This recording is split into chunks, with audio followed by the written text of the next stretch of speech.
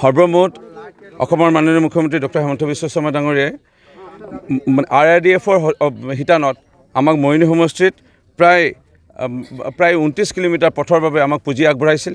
ইয়াৰ লগতে বিশেষভাৱে বানপীড়িত লোকসকলৰ বাবে আমাক সুকীয়াকৈ 17 কিলোমিটাৰ পথৰ বাবে আমাক পুঁজি আগবঢ়ালে।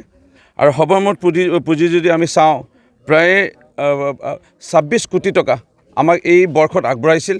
আৰু অতিৰিক্ত প্ৰধানমন্ত্ৰী স্বৰ্গীয় পথ, অতিৰিক্ত পকী দলঙৰ সেইসমূহতো আছেই। এনে বৃহৎ পৰিমাণৰ পুঁজি আগবঢ়োৱা আগতে মোৰ মাও আছিলে বিধায়িকা মৰিয়নি সমষ্টি, ময়ো আগতে পূৰ্বতে কংগ্ৰেছ দলৰ সময়ত মই বিধায়ক সেই সময়তো আছিলোঁ। কিন্তু এনেধৰণৰ বৃহৎ পৰিমাণৰ পুঁজি কেতিয়াও কোনো চৰকাৰে আগত আগবঢ়োৱা নাছিলে। এইটো এটা নজিৰবিহীন। মাননীয় মুখ্যমন্ত্ৰী ডক্টৰ হিমন্ত বিশ্ব শৰ্মা ডাঙৰীয়াক অশেষ কৃতজ্ঞতা জ্ঞাপন কৰিছোঁ। আজি এই যি লাইনৰ ৰাস্তা ভাৰতৰ স্বাধীনতা হোৱা পিছৰ পৰাই আমি প্ৰায় 80 বছৰ এতিয়া চুবলৈ হৈছে দেশৰ স্বাধীনতা হোৱা এই মুহূৰ্তলৈকে আজি এই ৰাইজে এই জীয়াটোত ভুগিব লগা হৈছিল বা এনে দুখ কষ্ট পাই ৰাস্তাত অহা যোৱা কৰিব লগা হৈছিল। এই পথসমূহ এতিয়া পকী পথ হ'বলৈ গৈ আছে। আগতে কোনো দিনে বাগানৰ লাইনৰ ৰাস্তা পকী নিৰ্মাণ হওক এনে কোনো আগত কংগ্ৰেছ বা অন্য চৰকাৰে চিন্তা কৰা নাছিল। মাননীয় মুখ্যমন্ত্ৰী ডক্টৰ হিমন্ত বিশ্ব শৰ্মা ডাঙৰীয়াক শলাগ লৈছোঁ। ৰাইজৰ মুখত যি হাঁহি দেখা পাইছোঁ, এই হাঁহি মাননীয় মুখ্যমন্ত্ৰীৰ বাবে নিশ্চয় আশীৰ্বাদ হ'ব আৰু তেখেতৰ বাবে শুভাশীষ হ'ব। মই মুখ্যমন্ত্ৰী ডাঙৰীয়াক পুনৰবাৰ কৃতজ্ঞতা জ্ঞাপন কৰিছোঁ।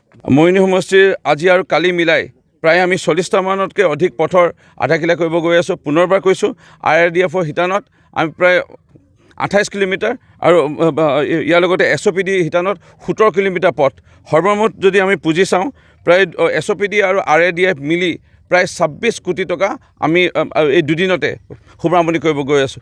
ইয়াৰ অতিৰিক্ত অসম দৰ্শনৰ আঁচনি, ইয়াৰ অতিৰিক্ত 15 ফাইনেন্সৰ আঁচনিৰ পৰা আদি কৰি ইয়াৰ অতিৰিক্ত ৱৰ্ল্ড বেংকৰ 7খনকৈ দলং অসম নাগালেণ্ডৰ সীমামূৰীয়া কাঠৰ দলঙৰ জেগাত ৰাইজে এতিয়া পকী দলঙৰ মুখ দেখা পাব।